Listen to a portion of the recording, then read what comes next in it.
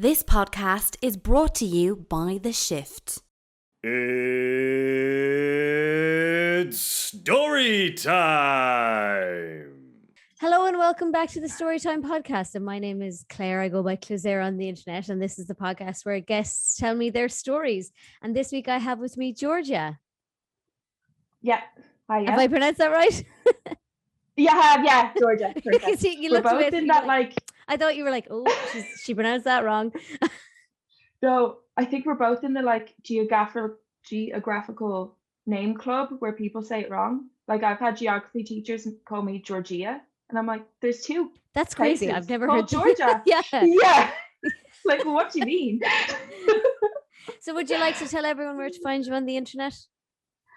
Yeah, so I have Instagram called Chronic Georgia that's dedicated all to my lovely chronic illnesses and my experiences with that. I have another main Instagram that's just Georgia Johanna B, but that's just like there's nothing too interesting on that. I wouldn't follow that if I was you. And then I have a TikTok that's again Georgia Johanna B. That's just me moaning about my illnesses. So. And what I'll do is I'll put all the links down in the description so people can just scroll down and click if that's easier, and it'll be on screen as well. But yeah, so you're going to tell me a story today about it being immunocompromised, is it? Yeah, during the lockdown and just in general. And I really want to talk about it because I think people really thought when they heard immunocompromised people in lockdown, I think they really thought of like the worst cases, which is the reality, a very tough reality. Like, don't get me wrong, my heart goes out to those people. But I don't think people really thought of people like me, like a very typical 26-year-old who just so happens to have these illnesses and like, but has lived a very like average 26-year-old life. So, and you know, I just felt everyone was like, oh, it's the young people, they'll be fine. And I'm like, will they? Like, I won't be. I know others who won't be. So yeah. So kind of this time, my main story is that I had to get surgery last year, kind of in May last year, kind of in the height of everything. Oh dear. And yeah, it was a bit. So basically, I'll start off. I have my three chronic illnesses are rheumatoid arthritis, Crohn's disease, and fibromyalgia. For those of us who don't know, those can like what for the because you kind of explain. So rheumatoid arthritis is not like the arthritis like your granny or granddad would get. It's like so basically my immune system attacks itself, and it instead of like stopping these diseases, it instead like encourages them, and that's how it happens. Like that's why I'm on immunosuppressants. And I got arthritis when I was 12. I got a swollen knee. They thought it was this and that, and then they eventually found out, oh, it's this. And then so basically I just get very sore joints. It's what you think of with arthritis, but I get a lot more swelling. And then when I was 18, I was diagnosed with Crohn's. And Crohn's is similar to IBS. It's in the IBS family, but it affects one part of your digestive system, very badly. Mine's my ileum, which happens to be the smallest part. Just a little fucker, that one. But and basically your bowels are kind of just like, we're a disaster. Like obviously there's meds and there's all ways to help it, and a controlled diet and all that kind of stuff, but it's just a lot of poo talk. And and you get all these other symptoms, but you get chronic fatigue, you get chronic pain, you get it affects everything from like your periods to like your big toe can be affected by these things. It just is all. What does chronic pain mean? Means you're in pain all the time? Like well, not necessarily all the time, but it's like I'll have days when I wake up and I'm like, everything hurts and I just can't move. And with arthritis, it's a lot of joint, very sore, stiff pain. And then my Crohn's, it's like bad cramps, but not like period cramps, like just really sore, like it's kind of like your digestive system's kind of like angry at you. And and then so, but you know, you get prescribed painkillers, you try and figure it out. The whole thing with chronic illnesses is that it's a big mystery. I can say every time something goes wrong, it's an investigation. They'll never do one test and be like, oh, that's what's wrong. It's a blood test, it's an MRI, it's a surgery, it's a this or that. So it's different for everybody. Like no two people with a chronic illness will ever look the same. So yeah, it's a lot of guessing with it. And sorry, what did you say your third one was? Fibromyalgia. And fibromyalgia is actually my most recent diagnosis. I got diagnosed in October with that. And I honestly, they diagnosed it with me because I have so much brain fog. Like I have the worst memory. I get confused a lot. I find it hard to concentrate on things. And also with the pain, because the kind of thing is they thought like the extra pain I was having was caused by the other two things. And then they were like, no, it's not. It's actually this. And they all kind of tie together. They all have sometimes they all have similar symptoms and you don't know what's coming from what. So you see a lot of doctors. I always joke I have more doctors than friends. I talk to doctors all the time. And so fibromyalgia, honestly, it's probably I'm not an expert on it myself because I've only been diagnosed for a few months, so I don't really want to speak too much on it. But and basically the help I was getting for it is occupational therapy and physiotherapy, and that's kind of, as far as I know, the only treatments for it. There's no drug for fibromyalgia. It's also not a what's the word? It's not affected by your immune system. Like it's not caused by that. It's like but it is another chronic illness, if that makes sense. Yeah. Okay. So this time last year in May, it was the end of May, I think, I was going to the loo and I came out of the loo and this is a story about surgery, by the way. I know I kind of just jumped. Yeah. But I was coming out of the loo and I just collapsed on my landing. And I was shouting for my sister because she was in her room. And she came in and kind of helped carry me to my bed. And I was like in so much pain. And obviously everyone at that time, we still are, but everyone was really terrified by COVID. I'm immunocompromised. There wasn't even a whisper of a vaccine back then. You know, it was very scary times. I will say I'm vaccinated now, which I was wondering, actually, I was going to ask you, did you get bumped up the queue, which you should be? Yeah. I got the first AstraZeneca just before it wasn't allowed for under 60s. So I was like, got in there. And I know. Will you get the second one still? Yeah, I think it's another maybe 5 weeks up to wait. But Leo's going on that you're grand with your first one now. I don't know if I trust Leo. Yeah, but there was the weird thing to me was that they were giving AstraZeneca to like healthcare workers and obviously as well immunocompromised people, whereas AstraZeneca has the longest time between two doses. Like you think they'd give them Pfizer so they'd be fully vaccinated in 6 weeks. I know. I was just happy to get it. Yeah, that's fair. Yeah, big, like it wasn't. I wasn't given like a date and a time. It was actually kind of like it was on Easter Sunday, and basically my consultant for rheumatology, his patients were being done that weekend, but it was only the patients on a certain med, and I wasn't on that med. But every day they have leftover vaccines, and I was on the list, and they were like at 6 o'clock, they were like, "We have a leftover vaccine. Can you get in?" And my mom literally like knocked a beer out of my dad's hand and was like, "You're dropping her in." Sorry, that's just my phone. But yeah, it was quite funny. It was very dramatic. It was like, "Get into the Aviva now." But yeah, so by the way, I'm fully for vaccines. I will get any vaccine they'll give me anytime. Yeah. I would imagine is it for immunocompromised people, it's probably really important to get a vaccine, is it? For things. Yeah, I get the flu jab every year.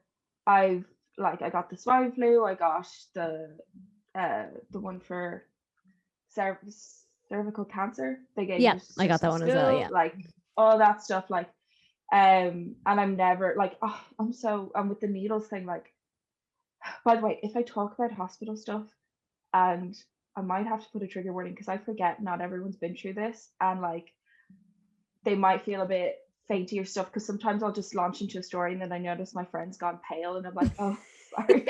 Okay, well, we'll consider that a fair trigger warning. Like, that you might say something.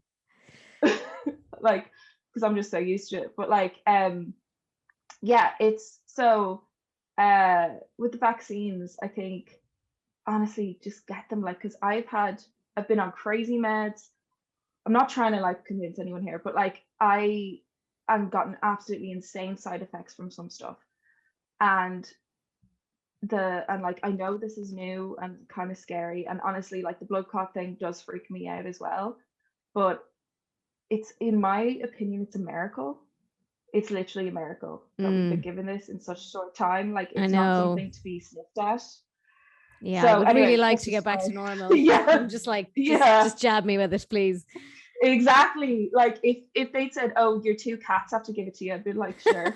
Like, let them have it. So you were going into, you were in pain. Sorry, we were. Yeah. So I was in pain, and I was lying on my bed, and we were all deciding if I should go into hospital, because we were like, will we risk it? Like, what should we do here? I think it was a Friday. It was the middle of the night, so it wasn't like we could call my GP. Like, is it worth risking the COVID? But I was just in like an insane amount of pain that I was like, I can't move, I can't do anything.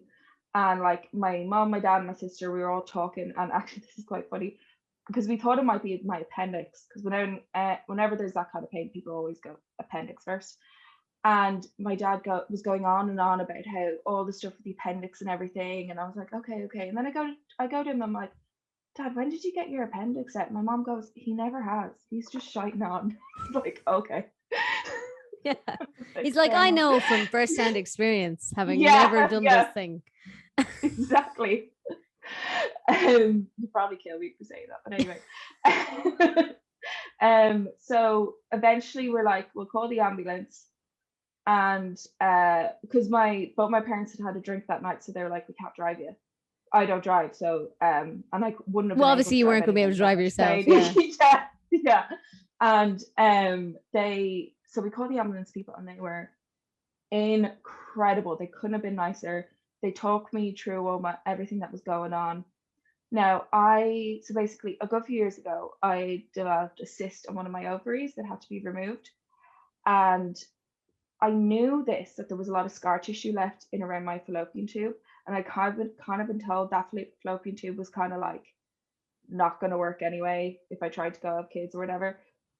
But they said, like, when you go have kids, we'll like look at the options or whatever. And I was like, okay, cool. And then but then it got worse and worse and worse, and it got infected.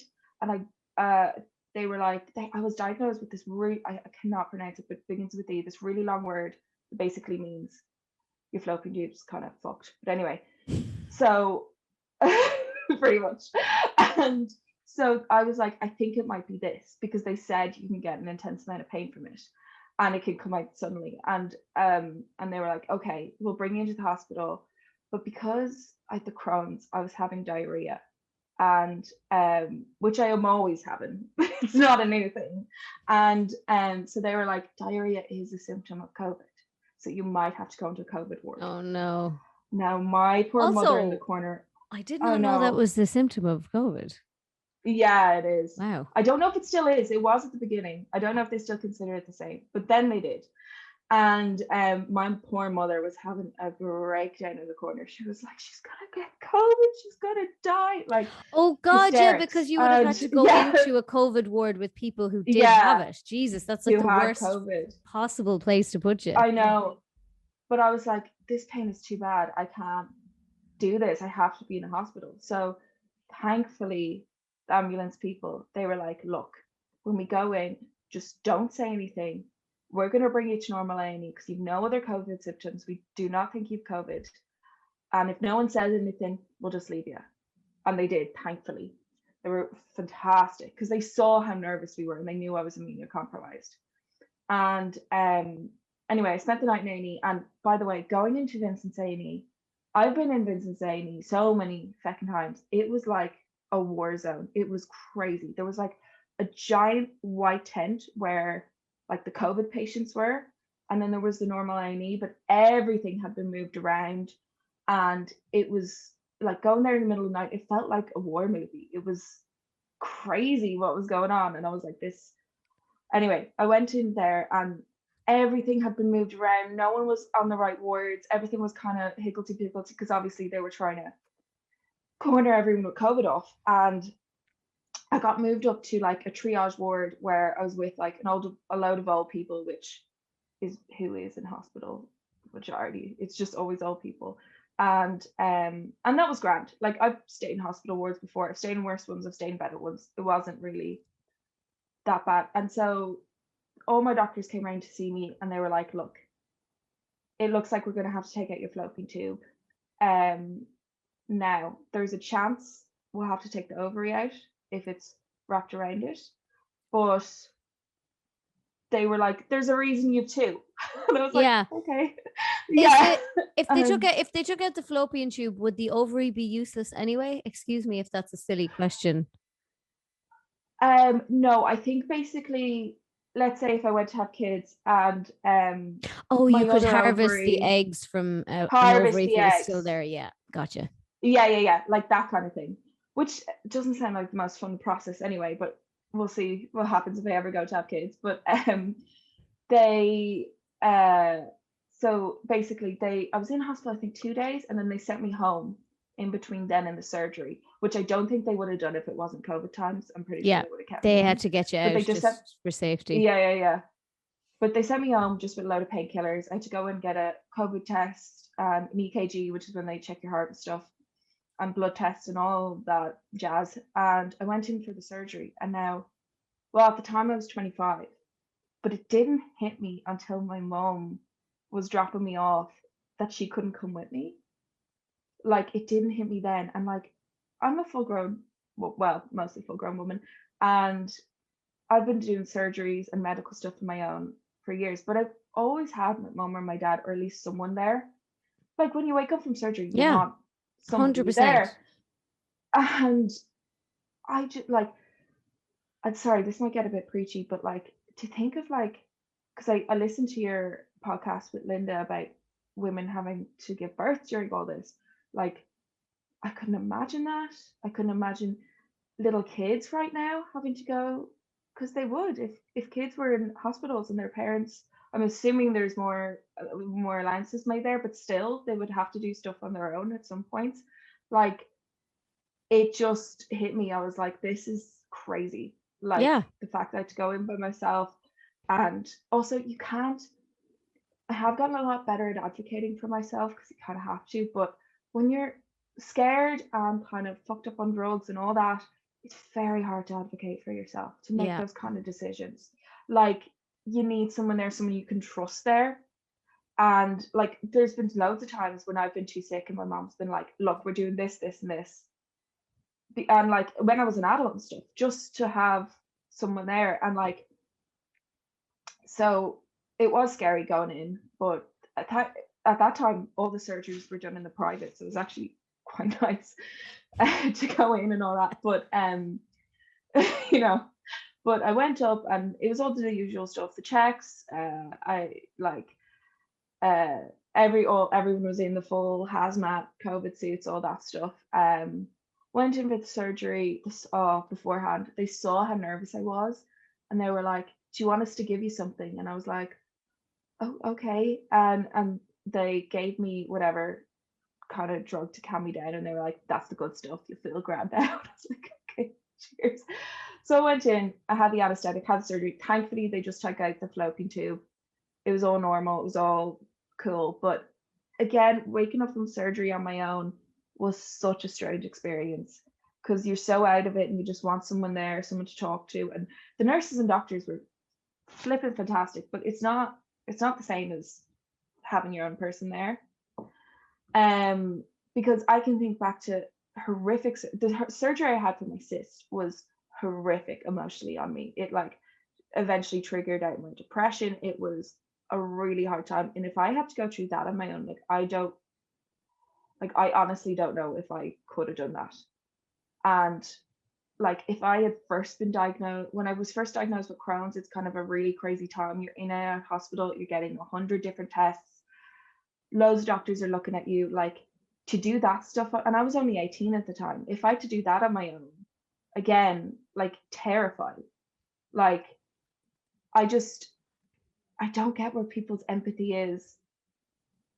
Like when it comes to these situations, I kind of justify it that not everyone has had someone immunocompromised in their life or someone who's been severely ill in their life, so they don't have that empathy in them. But when I see everyone going on about like, sure, masks don't work, sure, the government's just shine bollocks, whatever, I'm like, okay, they do work, because I pick up, with my being immunocompromised, I pick up every bug, every flu, everything going around. I'm usually sick at least once a week in normal times. And at the beginning of this, I was like, there is no way I'm not getting COVID. There's just no way. I don't see how that could happen. And I could hear it on the radio being like, 25-year-old woman from Bray dies of COVID. Like I could hear that, like, and I was terrified at the beginning. But I wore my mask, I stayed inside, I social distance. I really didn't see that many people. Now is the only time I'm really seeing my friends, because things are getting a bit better. And I didn't get it. So it does work. It does work if you do it It properly. does work. Yeah. Because and I've had some like, and sorry to touch on this, but the anti-mask protests going on about mental health, if they were doing it that they wanted the government to kind of provide more mental health services, I could kind of get behind that. Mm-hmm, if they were like, we want the government to provide free therapy for these areas, or get people's GPs to like reach out to people they know have had depression before, or whatever, that I think would be brilliant. I think the government should be doing that. But the fact that they're just saying, oh, it's the masks and it's the staying inside, that's what's causing everyone's mental health to go down. It's like, it is, but us, like, you're just making things worse now. It's just gonna prolong it. Like, it just. Yeah, I've been pretty vocal against those protests as well. And I definitely understand their frustration, because I think the last time they were supposed to lift it and extended it again was really like tough on me. I remember getting really upset about it. But it just like, so I do understand, you know, people being frustrated, and like it really does have to lift. Like I already feel so much better now that we can move around outside of a 5K, for example. Exactly. But like I just didn't think it was the right thing to be doing, and I also didn't really believe that they had the right motivations, because like, if you're going to protest, just go out and be like, okay, we don't want to be in lockdown anymore. Don't say like, oh, it's because of my mental health, I'm such a mental health advocate. When if you're not going to be involved in mental health advocacy outside of pushing your own interests, if you know what I mean. So that was where I was like, I feel like mental health is actually kind of just being used as a crutch here, in which case that's more damaging than it's like this temporary interest. Now I'm interested in mental health. Exactly. But like once I'm out and able to do whatever I want again, I won't care anymore. Like that whole thing was really frustrating. I found that whole thing very frustrating. Sorry, go ahead.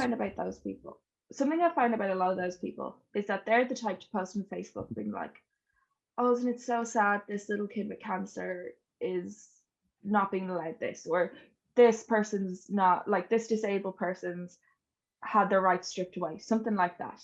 And then they go out and actively go against helping those people. Yeah. And like, I am so sick of pity.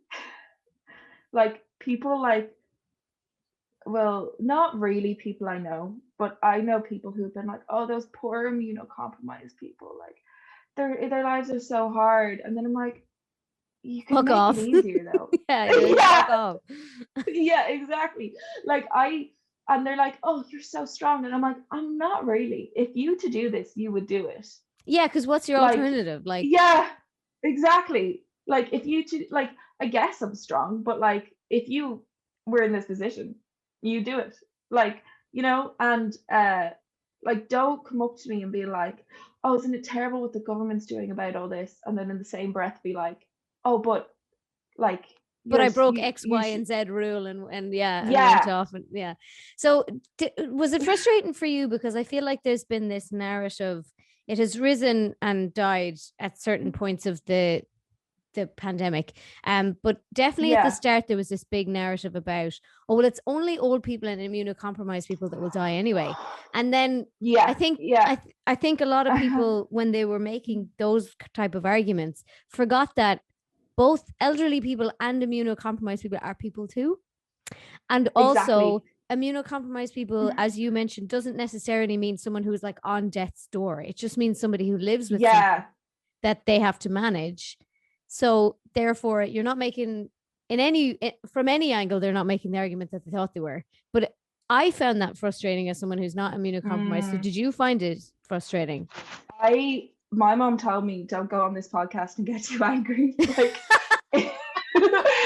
she was like, "You're such a lovely person. Don't go screaming about them." Like, Yeah. I don't. I was like, okay, but No, that's fair enough. But I can understand how yeah. frustrating that must be to have your sort of worth debated like that.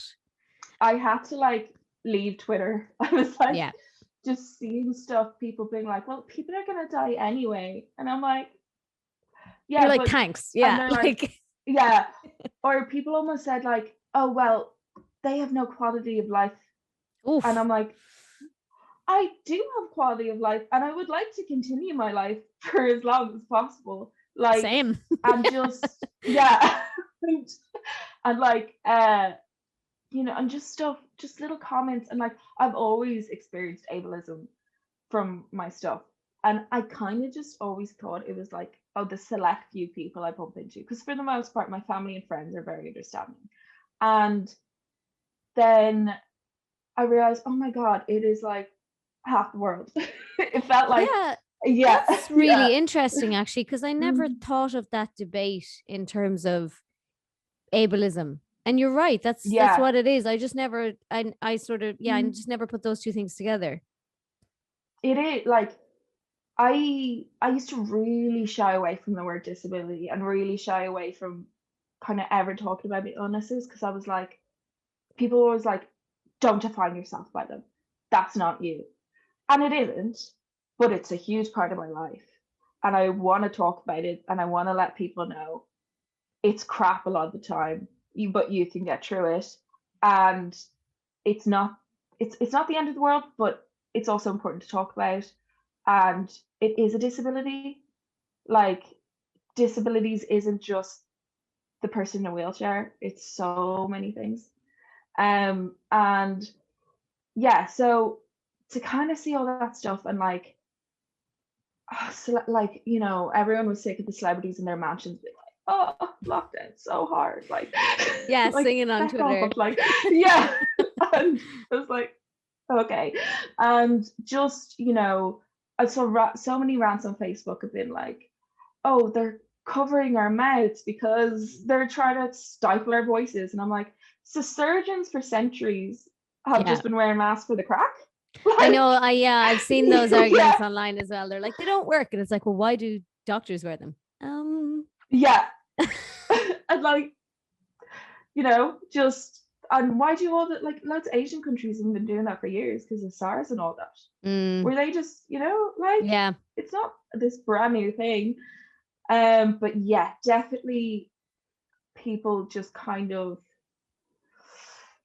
were like, it's not affecting me that badly, so I'm gonna do what I want. And when I saw that, like, I didn't lose any friendships. I definitely had my fair share of fights with people though. I had to kind of be like, okay, I can't get mad at the world. And I also had to remember the mindset, like, they aren't you. They don't get it as much. They never will. Hopefully, I wouldn't wish this stuff on anyone. I don't want anyone to have to experience this, but they don't, like, because I've had to deal with being immunocompromised since I was 16. That's the first time I was put on immunocompromised meds, so 10 years now. So like, I've had to, stay away from kids with chickenpox. I've had to, like, every time I was in work and someone with a cold come in, I'll be like, oh, well, I'll have that in 2 days. It was like, I was always used to it. And aware Sorry, of it. sorry, I don't mean to interrupt you there, but isn't it crazy how it used to be just the normal thing that you'd go to work when you were sick? Like, and like, you felt the pressure too. Like, I always felt like I couldn't call in sick if I had the flu. I'd just like be in there just sniffing on everything. And when you think about it, like, imagine you're immunocompromised. That must have been hell. Must have been really annoying every time someone came in and sneezed all over the office. I was a waitress for 2 years down in Bray Beach in a very popular pub. I won't say the name, but I did love working there. It was great crack. You know, I was a young adult working in a pub. We went out all the time. It was fun, but you had to work unless your leg had fallen off.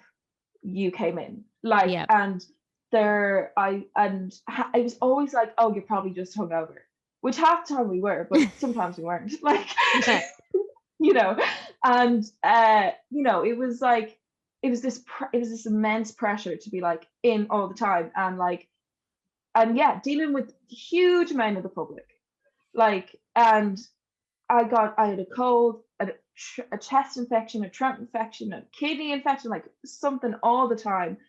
It was like this pressure to always come in. Thankfully now I'm actually on the waiting list for this company called Employability that help kind of people like me and disabled people get back into work. And it means when you get back into work, you're more protected. So like you can take your sick days without a boss coming down on you, and if God forbid something like this happens, I'm a bit more, because I basically just had to leave my job and be like, look, I remember texting my boss and being like, oh, my GP says I shouldn't be working, but I'll let you know when I can come back in. Like, it's been a year now. Like, you know. The most casual quit ever. I know. They were really nice about it, but like, yeah. But you know, it was pretty funny to think. I literally thought it was going to be 2 weeks at that point. I was like, yeah, then we'll be grand. No. So it's I think, and also like loads of people have never heard of people being immunocompromised. People have never heard that term or really thought about it. Like just, it's been very frustrating to see people breaking rules and always blaming it on something. Always been like, well, my mental health's been so bad, so I just needed that holiday. Yeah, but like, what about your mental health? Like, what about the mental health of people like you who can't break the rules because you really need to stick to them? And what about your mental health? Like, everybody is suffering. I know, and that's exactly it. Like, and also my family, they think it's just me, but like my mom and dad have had to be so careful, more careful than anyone else. They have missed a ton of stuff this year. And I can tell, like, I'm very grateful that I get on really well with my mom and dad. But we drove each other nuts half the time as well. Fair though, yeah. Like, yeah. Like, and my sister, she was living with us at the start of lockdown, but then she moved into her boyfriend's house, and now she's moved into her own place. And like, so I haven't really seen my sister in a year. Like, oh God, barely. Yeah, because you're different households. Because she was working in Dublin and she was going in and out of town every day, so it was too risky. It was too dangerous for her to be in the house with me. And even though she was taking it super seriously, and she was having her boyfriend and her boyfriend's family taking it super seriously. So it's not just one person, it's like all these people around you have to take it seriously as well. So you feel a lot of guilt. So, because even though obviously like they love you and they don't want you to die of COVID, but like, you know, my mom would have loved to go on walks with her friends at times, or like meet up and slightly break the rules and stuff. But even still, my mom would have taken this seriously. She's a very compassionate person, and so would my dad, and so would have me. But it's just been very strict on them. Yeah. And now they can finally, because I've been vaccinated, they're like, my dad was like, I can go see my friends and not be scared I'm gonna kill my daughter. Like, yeah. Yeah, like, so like, you know, I mean, it sounds, you know, when you say break the rules, it sounds bad, but the thing is, the rules have been so strict now, particularly for so long. For 4 months, we couldn't go outside of our 5K. And for 4 months, we technically were not supposed to meet anyone anywhere, outdoors, anything. Anywhere at all. And like, I think I got 3 months in before I met somebody for a walk. You know what I mean? And I know that there was lots of other people who were breaking it way earlier because they were too strict for such a long time. But yeah, your parents would have had to just letter of the law, not seen anyone because they have you to protect. Pretty much. Yeah. And shout out to your parents. It was all very, I couldn't have gone through this without them. Like I said, I'm very lucky that like we're all adults now. I think if this had happened when I was a teenager, one of us would have been murdered by now. Like it would have been too much. But like it's definitely a lot of fun. Like me and my mom, we've just been watching. I was actually so mad last Christmas because I've been watching so much telly with my mom. She broke me and got me into Strictly. I was yeah. No, like all that stuff and the soaps and all, and I'm like, what? I'm turning into a middle-aged woman, like. But like, you know, you have to look. I do look at the positives of this as much as I try. Like, I did have good crack with my family. I kind of got to see who my real friends are. That sounds bad, but like I kind of saw a lot of people's true colors. And not that if any of my friends are listening to this, it wasn't you. Like, don't worry. And people kind of thought I was trying to be the COVID police a little bit. But like, I mean, when your life is in the balance, I can totally understand. Yeah. But I was also kind of thinking of other people like me. I was like, it's not just me, it's other. Like, I know there's that's the thing, you can't tell by looking at someone whether or not they're immunocompromised. And this is part of the issue I had with that argument in the first place. Like lots of people are immunocompromised in different ways. And you don't know just by looking at someone. And I've heard people say like, oh, well, all immunocompromised are like, they're inside anyway. And I'm like, so I'm not allowed to go on a walk so you can go do what you want? It's also like, where'd you get that idea from? Like that everyone's just hiding in their house already. Like that's not. I know, like, they just, I just, you know, I think people have this impression that it's people already on death's door. Yeah, definitely. The way they talk about it, that is what I think they think as well. Yeah. But yeah, like the benefits are I became a cat mom, as I said. That was like the biggest highlight. I got 2 kittens in October and I adore them. And like just, you know, we have had the crack in lockdown and but I was like craving to see my friends and go out and have fun because I love the pub, I love going out, I love all that, and just to kind of then be flicking through my Instagram stories, like me stuck in my bed on like a Saturday night and see people like having like 10 people in a gaff, and I'm like, really frustrating. Like, really, it's frustrating. Like, and also like they're so brazen about it. I was like, I wish you just wouldn't post on social media. I wish I That's didn't the know. thing. That was my biggest. I was like, there's lots of times where people were breaking rules, and I was like, just don't post it.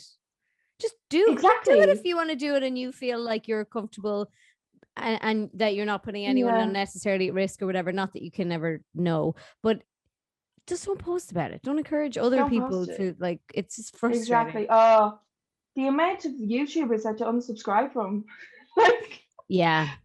Well, America, you know, I mean, depending on where they're based in America, it seems a lot of them didn't change their lives very much. Some of them, I get a lot of comments from various different states, and apparently some of the states had really strict things, but from the LA vloggers that I watched, it seems like LA didn't really do a huge amount. I was kind of looking at them and being like, how have none of you had COVID? I bet you have in your life. Oh, they definitely have. Like, they definitely have. Yeah, and like, just the way they were like, oh, rapid tests and all that jazz, and I'm like, yeah, but like you're using a test that should be used in actual people that need tests. Like, what are you doing? Like, yeah, they really just adopted this, like, just test me mentality. Like even remember when like Kim Kardashian like rented out a private island and everyone was hilarious. testing all that Yeah. crap.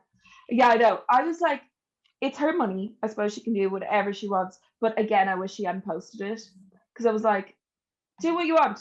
It's your 40th. If you can afford a private island, go on a private island. But like, why do we all need to know about it? I actually heard an interesting thing that I think that flexing thing is going to end, because like everyone's lost their jobs, and like people used to argue it was like a thing to aspire to, but now people are like, no, you just are an arsehole. Like, you know, fingers crossed. Yeah, because the flexing thing is boring. Well, thank you so much for coming on the podcast. Yeah, I love talking about it. It was great crack. And like, I just want to let people know that us immunocompromised people, we're here. We want to live. We live normal lives. You probably know people with chronic illnesses in your life. You probably know immunocompromised people. It's gotten way more common. And my mom was always like, oh, it's the chemicals and something. And I'm like, maybe. Or it was just misdiagnosed back in the day. Either that. Like, you know, like my dad has Crohn's disease. That's because it could be genetic. It could be not. No one's quite sure. But thankfully now, he's under control and he's not immunocompromised anymore. He doesn't have to take the meds. But like, you know, his was back in the day and it was horrific times. Like they were taking out chunks of his digestive system and all that. So really bad. So like, you know, you might even know someone who might not be even like actively sick. They might be in remission, but like they still have that mindset of like protecting immunocompromised people. So you might not even know it in your life. You might be like, oh yeah, he had that back in the day, you know, and not even think about it. So sorry if that was a weird ramble bit, but like, yeah, I just want to let people know that it is a very important thing to talk about, and that, yeah, again, we're not just all going to die off. Like, we're not going to go quietly. Yeah, and also I think it's important to like put a name and a face to this thing, especially if it's going to be used as this like general. Well, it's only going to be, and it's young people, it's everyone. It can be anyone, and it could be someone you know, and it could be you, and you might not know it yet. Exactly. You know, exactly. Like when I was born, there was no sign I was going to get any of these. Like my sister didn't get Crohn's, and like she didn't get any of this. Lucky bitch. But like, no, I'm joking. I was thinking it. You said it. Yeah, but like you have to with your sibling. Like, you have to give them shit. Yeah. But you know, it was, you know, so this could happen at any point. You know, it could happen. I really hope it doesn't. But like, my sister could develop all these one day. You know, you could have it in your genes. So just be kind to people, because you never know if it's going to come back to bite you. I hope it doesn't, but it might. Yeah. You know. Well, thank you so much for coming onto the podcast. And can you remind everybody where to find you on the internet? Yeah, so my Instagram, Chronic Georgia, is talking kind of all about my illnesses and my day-to-day life with that. I have another Instagram it's just like me putting up photos of nights out and stuff. It's nothing special, but it's Georgia Johanna B. And then my TikTok, Georgia Johanna B, which again is just me moaning about my illnesses if you're interested in that. But like, and do you want to spell that for people as well? I will have it down in the description. For the audio listeners. Chronic Georgia is CHRONICGEORGIA. Sorry, that sounded like I didn't know how to spell my name. I was just trying to remember it. I do, don't worry. And then Georgia Johanna B is GEORGIA JOHANNAB. Yeah. Thank you so much. Thank you so much for coming on and sharing your story. Thank you so much for watching the podcast or listening to it if you're listening to it on the audio platforms. Storytime Podcast, Storytime with Clisare, as I'm now calling it, is available on Google Podcasts, Apple Podcasts, Spotify, and it will soon be available on Amazon Music. And the video version is on YouTube. And if you're listening on the audio platforms, if you give us a review, that'd be great. Really helps us out. And so I shall see you in the next one. Thanks a million, Georgia. Bye. No worries. Bye-bye. Lovely talking to you. This podcast was brought to you by The Shift. For more like this, check out theshift.ie.